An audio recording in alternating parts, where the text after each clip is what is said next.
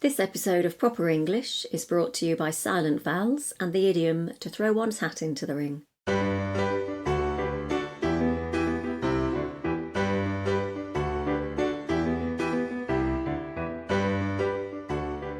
Hello, my name's Dave. And I'm Alison. And we'd like to welcome you to the 6th episode of our podcast, which, as you know, is called Proper English. If you're learning English and you want to know the correct word to use in a particular situation, if you get stuck thinking of the right preposition, if you're puzzled by definite and indefinite articles, then Proper English is just the thing for you.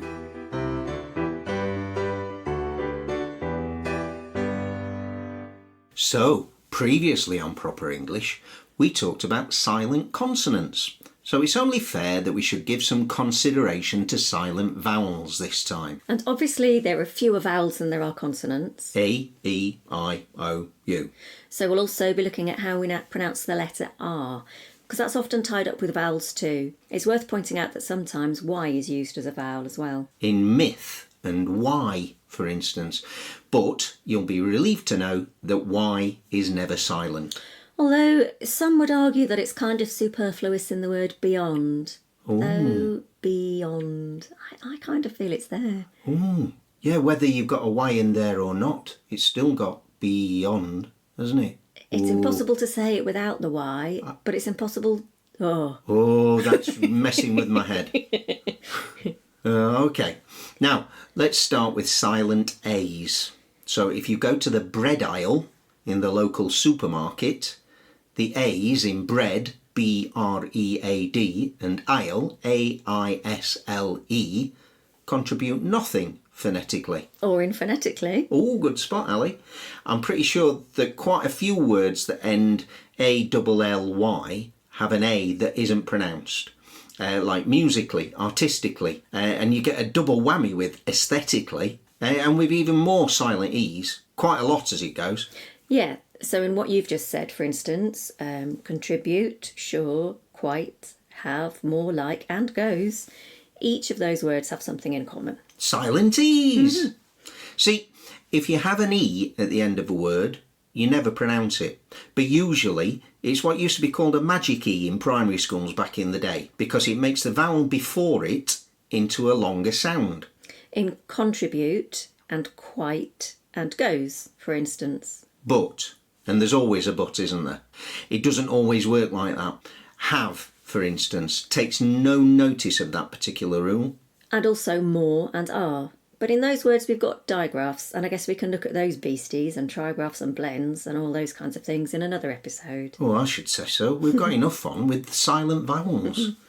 There are other exceptions, like giraffe and cassette and gazelle, for instance. I think they're derived from French originally because of the double letter before the E. Yeah, you might be right. And also be aware of words that are spelt the same, but are pronounced differently, like minute, meaning 60 seconds.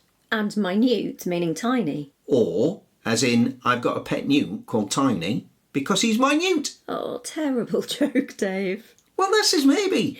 But a lot of our students are interested in English humour, and a lot of it relies on wordplay. Yeah, it does, you're right, but minute. Oh, good grief.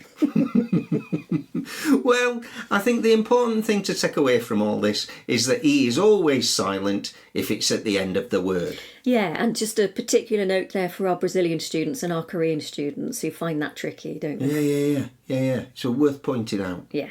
Anyway, on to silent I's. Now, I've only been able to find a couple in business and parliament. I've got another one. All right. If a member of parliament was wearing a posh business suit. No I in suit. Well, there is. Well, yeah, but no pronounced I in suit. And silent O's. Silent O's are weird, man. I mean, look at tough, T-O-U-G-H. Enough, E-N-O-U-G-H. And rough, R-O-U-G-H. Completely counterintuitive. Most of the letters shouldn't be there at all. And don't get me started on Colonel. What on earth's going on there? Yeah, that's proper weird. And people. And jeopardy and leopard. I don't suppose they're so difficult. Yeah, and also, when I was a kid, we used to pronounce it awkwardly to help us to remember how to spell it. Did you? People, Leopard. Ah, yeah, leopard. Leopard, that's it, yeah. But colonel, oh, it's just too strange. Yeah. And finally, silent U's. Build, B-U-I-L-D, guard, guilty, laugh. Each of these words has a U that has no business being there, to be honest. Oh, and there's a bit of an epilogue. See what I did there?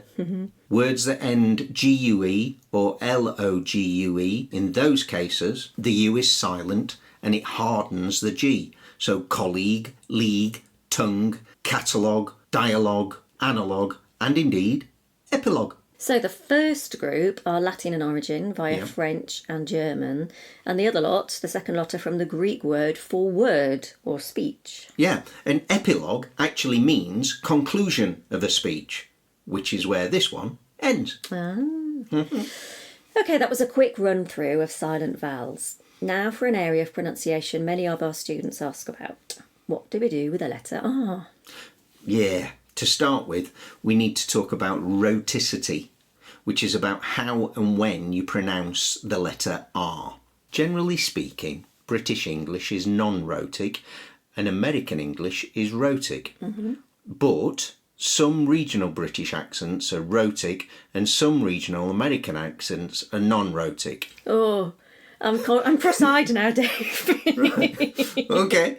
Shall I go on? Yes. So it means that in British English, we don't pronounce the R if it has a consonant afterwards, like park and world. Or if it's at the end of the word, like teacher or better. But we do when it's followed by a vowel. Red, bright, crash. So that's rhotic. Oh, hold on, that's non-rhotic. We're gonna have to It's redo so that confusing. So confusing. Right, so that's non-rhotic, whereas in American English, the R is always pronounced. Park and world and teacher and better. And if I was from Scotland, Glasgow for instance, I would probably say world or girl. I'm hoping you can tell the difference. There's another difference when it comes to British English as well, isn't there, Ali? Yeah, so there's the linking R. Not the Linkin Park. No, Dave, the linking R. You see, the R in baker is silent because it isn't followed by a vowel. But if I were to use it in a sentence, if I were to say there's a new baker in town, well, then I would pronounce the R. Do you see why? So really, in our introduction, we've got it all wrong. We should be saying proper English. Yeah. Not proper English, because we're British English. What do you think, listeners? Which sounds better? Is it proper English or proper English? Which is more proper? And now, it's time for Idiom of the Week. Idiom of the Week? This week, especially for Chris from Poland, we're going to talk about throwing one's hat in the ring. This has a sporting origin. Going back to the days when boxing was very popular, Marquis of Queensberry rules and all that. And because of the noise of the crowd, if you wanted to challenge a boxer, you had to employ a visual cue. No point shouting. A gentleman challenger would actually throw his hat into the ring to let everyone know his intentions. And this evolved into an idiom meaning that you were entering any contest, not just boxing. And eventually, in the early 20th century, in the United States of America, the politician, Theodore Roosevelt, used it to indicate that he was joining the presidential race. Since then, throwing your hat in the ring generally means that you're entering a political contest. There's another boxing-based idiom that kind of means the opposite, throwing in the towel, which is what the people in your corner, the seconds, would do to indicate defeat to the referee, so to stop the boxer from getting a beating. This became used in other less violent situations, and now means basically that you're giving up. So one means entering a competition, and the other means leaving it. And we're leaving it now for this week. We hope you've enjoyed listening to our conversation. If you have any friends who are learning English, let them know about us. They can find us by searching Proper English on Podbean Or Apple Podcasts. or Spotify. Or whichever podcast directory they prefer. Don't forget to like us and follow us and leave us some feedback, or you can email us at properenglish or one word @sapo.pt. if you have any suggestions for future podcasts, for instance. Or if you have any questions or queries about what we've talked about, we'd love to hear from you, even if it's just to say hello. So, until next time, it's goodbye from me. And it's goodbye from me too, and thank you for listening to Proper English. Or is it Proper English. Or proper English. Or proper English. We don't know.